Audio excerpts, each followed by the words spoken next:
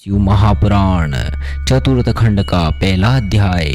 इतनी कथा सुनकर सौनक जी बोले, हे सुत जी, नारद जी ने शिव जी के विवाह का वर्णन सुनकर ब्रह्मा जी से फिर क्या पूछा?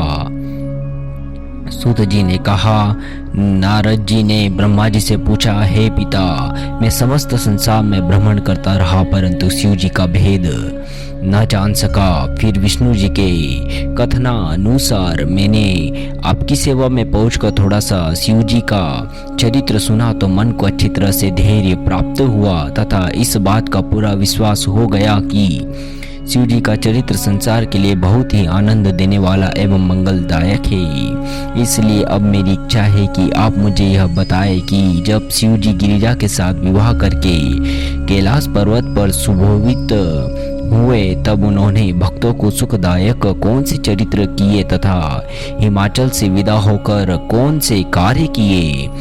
आप मुझे तारक दैत्य का वध, कार्तवीर्य की उत्पत्ति तथा त्रिपुरासुर का प्रकट होना आदि सब कथा सुनाइए, क्योंकि तीनों लोकों में आपसे अधिक कोई शैव नहीं है और न कोई शिव जी के चरित्र के विषय में जानने वाला है। यह सुनकर ब्रह्मा जी अत्यंत प्रसन्न हुए तथा शिव जी के प्रेमानंद में विभोर हो गए। कुछ देर के पश्चात ब्रह्मा जी ने कहा, हे पुत्र, मुझे विश्वास है कि तुम्हारे हृदय में शिव जी विराजमान है। तुम्हें अब शिव जी के अन्य चरित्रों को सुनाता हूँ। तो हे नारद, सुनो। ब्रह्मा जी बोले, जब सदाशिव गिरिजा को विवाह कर लाए तब देवताओं का मनोरथ समझ उन्होंने तारकासुर के वध की इच्छा की। मैं, विष्णु तथा समस्त देवता वहां से विदा होकर अपने घर को गए।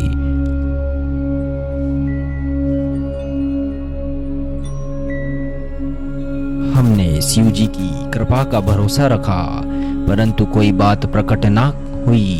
एक दिन समस्त देवता मुनि आदि एक स्थान पर एकत्र होकर सम्मति करके कहने लगे कि बड़े आश्चर्य का विषय कि इतना समय व्यतीत हो गया परंतु अभी तक हमारा कार्य सिद्ध नहीं हुआ। फिर उन सब ने तेज अर्थात अग्नि से कहा कि तुम चतुरता से शिव जी के पास जाकर देखो कि वे क्या कर रहे हैं। अग्नि देवता यह आदेश पाकर वहां से विदा हो कपोत का स्वरूप धारण कर शिव जी के निवास स्थान पर पहुंचे। फिर मैं तथा विष्णु जी भी सब देवताओं के साथ कैलाश पर्वत पर गए। जब हम लोगों ने शिव जी को वट वृक्ष के नीचे न देखा तो गणों से पूछा कि सदाशिव जी महाराज कहाँ हैं। उस समय गणों ने उत्तर दिया कि वे बहुत समय से घर के भीतर गिरिजा जी के पास है, अभी तक बाहर नहीं आए। यह सुनकर विष्णु जी, मैं तथा देवता आदि सदाशिव जी के भवन के द्वार पर गए तथा उच्च स्वर में उन्हें पुकारा। हमारी पुकार सुनते ही शिव जी तुरंत गिरिजा को छोड़कर बाहर आ गए। उस समय हमारे मन में शिव जी के प्रति अनंत प्रेम उमड़ पड़ा तथा प्रसन्नता से हम सबके नेत्र में अश्रु झलक आए। हमने कहा, हे सदाशिव, हम सब आपकी शरण में हैं। आशा है कि आप कृपा करके हमारी व्यथा को समझे और हमारे दुख को दूर करेंगे। आपके कृपा कटाक्ष से हमारा कार्य सुधरता है। हम आपकी महिमा कहाँ तक वर्णन करें। आपकी महिमा नारद, शारद, शेष तथा वेद कहकर थक जाते हैं। आप भक्ति एवं तप के अधीन तथा दया के सागर समस्त संसार के स्वामी हैं। उसका वर्णन करने की कोई आवश्यकता नहीं है। आप हमारी ओर दया दृष्टि क्यों नहीं करते? हम सब आपकी शरण में हैं। आप केवल हम भक्तों के उपकार के लिए सगुण स्वरूप धारण करते हैं। मैं तथा विष्णु आदि इस प्रकार स्तुति करके शिव जी के आगे मस्तक से झुकाकर खड़े हो गए। दूसरा अध्याय। ब्रह्मा जी बोले, हे नारद, देवताओं की स्थिति को सुनकर शिव जी ने प्रसन्नता एवं हर्ष से भरकर कहा, हे देवताओं, तुम लोग जिस कार्य के लिए आए हो उसका विस्तार पूर्वक वर्णन करो। शिव जी के वचन सुनकर सब देवताओं ने हाथ जोड़कर विनती करी, हे कैलाशपति, आप अपना सब विहार आनंद त्याग कर देवताओं का कार्य पूरा कीजिए। शिव जी बोले, हे देवताओं, हमारा वीर जाता है जिसमें शक्ति हो वह इसे धारण कर ले। यह सुनकर विष्णु ने अग्नि को संकेत किया तथा शिवजी ने विष्णु की इच्छा जानकर उसे पृथ्वी पर डाल दिया। देवताओं की आज्ञा से अग्नि ने तुरंत उस वीर्य को धारण कर लिया। फिर अग्नि कपोत का शरीर धारण कर अपनी चोंच से उस वीर्य को निगलकर अपने घर की ओर उड़ गए। हे नारद, जब शिवजी बहुत देर तक न लौटे तो गिरिजा चिंतित होकर बाहर आई।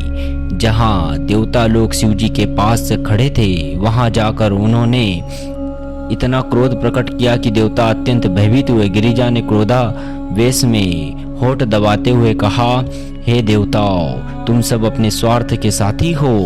तुमने अपने स्वार्थ के लिए मुझको बाज कर दिया। तुमने शिवजी को अपने पास बैठा रखा। तुमने हमारे विहार में विघ्न उत्पन्न किया, इसीलिए तुम्हारी सब स्त्रियां बांझ होगी। गिरिजा ने देवताओं को यह श्राप देकर अग्नि से कहा, हे भाग्यहीन बहिनी, तुम इतने दुष्ट हो कि तुमने भक्ष अभक्ष का कुछ विचार ना किया। अब तुम सब चीजें खाया करोगे, क्योंकि तुमने शिवजी का वीर्य खा लिया है। जिस समय गिरिजा ने अग्नि को यह श्राप दिया उस समय देवता आदि बहुत दुखी हुए। फिर शिव एवं पार्वती अंतपुर में चले गए। उसी समय समस्त देवता आदि ने गर्भ धारण किया। तब अपने उदर को गर्भ से पूरित देख वे बहुत ही लज्जित और दुखी हुए। सब देवता मिलकर शिवजी के शरण में आए तथा स्तुति करते हुए बोले, हे देवादिदेव, आप हमारे ऊपर कृपा करें, अब आप हमको मुक्त करें। इस प्रकार बहुत सी स्तुति सुनकर शिवजी फिर प्रकट हुए, जिनको देखकर देवता अत्यंत प्रसन्न हुए और पुनः स्तुति करके बोले, हे गिरिजापति, आप हमारी सहायता करें तथा हमारे दुखों को दूर करें। हम आपके सेवक हैं। जब से हमने गर्भ धारण किया है तब से हम महादुखी हैं। हे प्रभु, लोक में हमारी निंदा हो रही है। हे नारद, देवताओं की बात सुनकर शिवजी हंस पड़े तथा बोले, विष्णु तथा सब देवताओं, तुम तुरंत वीर्य को मुख के मार्ग से बाहर निकाल दो, जिससे हमें प्रसन्नता प्राप्त हो। यह सुनकर देवताओं ने तुरंत शिवजी के आदेश का पालन कर वीर्य निकाल दिया। उस वीर्य का वर्ण स्वर्णवत हो गया। इस प्रकार देवताओं को उस दुख से छुटकारा मिला, परंतु शिव ने अनल को यह आज्ञा न दी। इससे उसको बहुत दुख हुआ। अंत में वह भी बहुत दुखी होकर शिवजी की स्तुति करने लगा और बोला, हे देवताओं के देवता, अब आपको मेरी सहायता करनी चाहिए। आप ही बताइए कि मैं आपके चरण छोड़कर कहाँ जाऊँ। अब आप मुझे ऐसा उपाय बताइए जिससे मेरा यह दुख दूर हो जाए। यह सुनकर शिवजी बोले, हे अनल, हमारे इस वीर्य को स्त्रियों को दे दो, जिससे तुमको शांति मिले। तब अग्नि ने धैर्य के साथ विनय की कि हे प्रभु, आपके वीर्य के तेज को स्त्रियां कैसे धारण कर सकेगी। हे नारद, अग्नि के मुख से ऐसे वचन सुनकर तुमने शिवजी की आज्ञा से उत्तर दिया, हे वहिनी, जो स्त्रियां माघ मास में अग्नि से तपती हो, उनके शरीर में तुम इस तेज को बांट दो। अग्नि यह सुनकर प्रसन्न हो प्रातः काल उठ नदी किनारे अग्नि जलाकर बैठ गए। उस समय अनेक स्त्रियां नदी में स्नान करने के लिए उस स्थान पर बैठ आई, क्योंकि सर्दी ने उनको बहुत दुख दिया था। इसलिए जलती हुई अग्नि देखकर उनकी इच्छा आग तापने की हुई, परंतु अरुंधति ने इस रहस्य को समझकर स्त्रियों को आग तापने से मना किया। फिर भी अरुंधति की बात को किसी ने न माना। वे सब आग के पास बैठकर तापने लगी।